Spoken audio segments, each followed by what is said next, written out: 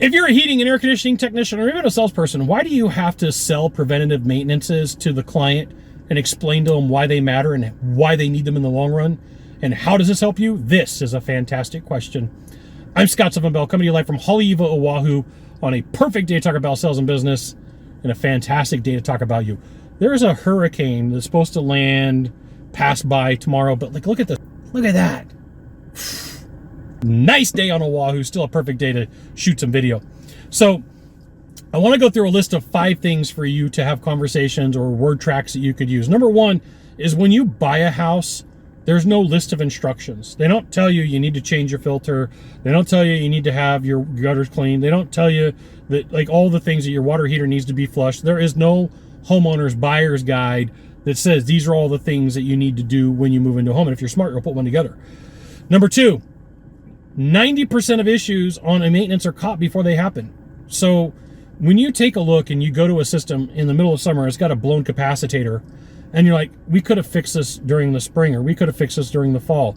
Or you get to a house and they've got a blown hot surface igniter, and you're like, this is something we would have caught in a maintenance. These are things that you should absolutely say and explain as you're having these conversations when you're talking about maintenance programs, when you're talking about club memberships. Number 3, you got to sometimes compare. Like, you got to be able to say, hey, listen, how often are you supposed to change the oil in your car? Now, some people are going to say 3,000, 5,000, or 10,000 miles. Say, great. It's the same thing with heating and air, right? So depending upon your federal region is going to be how much energy, how much runtime that your system's going to have. I live in Sacramento, California. That's federal region 3, which means that there's going to be 2,000 hours of cooling and 1,600 hours of heating. That means that in any given year, my system's going to run 3,600 hours. So let's do some math, okay? If you were going to drive 45 miles an hour consistently for 3,600 hours, let's figure out this mileage together so that you can, 45 times 3,600 is 162,000, right? So we're going to divide by 0.5, 0.75. It's a lot. It's a lot. There's 8,760 hours in a year, so roughly half-ish of that amount of time your system's going to be running. It's going to have issues. It's going to have problems. And if you don't maintain a system for 3, 4, or 5 years, you just start doing the multiple and the math, and you start explaining, here's how the math works on this, right? 2 years means that you're going to be running for about 7,000 hours of your unit. That thing absolutely positively needs to be cleaned. That's like your mark at like 7,000 miles on a car or more. Now, here's the thing. If you want to be better at sales, you want to be good at what you do, you should absolutely join my email publication, hvactechsecrets.com. I'll give you the goods, not in the Facebook group, not in the YouTube channel, which means private coaching, private training, discounted coaching, discounted training. It's an email publication. You'll freaking love it. You should join, right? Enough said. Number 4, the person knows who to call. Like, one of the toughest things for me was to have the conversation during middle of summer, end of summer, when somebody says, I had to call out Chuck in a truck. And not all Chucks in a trucks are bad, but the bad Chucks in a trucks, the guys that charge $1,500 for a capacitor because it's 4th of July weekend.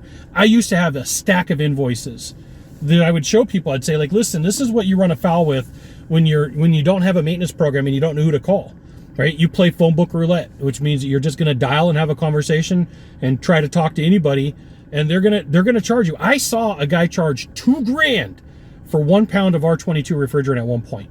Right? I know it was a while ago. I know it was in the past, but that's freaking shenanigans. That shouldn't happen.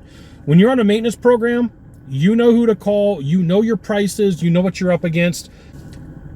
Last on this list, number 5, is when done right, you absolutely save energy. When I did tune-ups, what I would do on an air conditioner or heat pump, I would take the voltage load across the contactor and convert it to wattage before cleaning the coil and after cleaning the coil.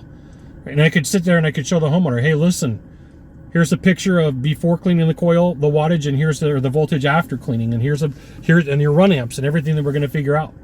And there were savings. And when you start figuring out that an outdoor unit in, like where I'm from in Sacramento, could run 2,000 hours, then like you start multiplying the wattage over time, and you're not buying.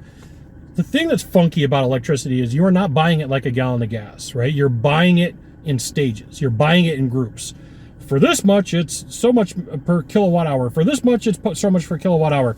For this much, it's so much per kilowatt hour, right? Like, you have to be aware that you're not, like, I bought gas today, filled up my car. I put 12 gallons in. Every one of those gallons was $5 out here. It cost me $60. If I was paying for gas like I pay for electricity, it would have been like $210. You got to be able to know how to explain this to homeowners and show them, like, there is different suppliers of energy in the Sacramento area.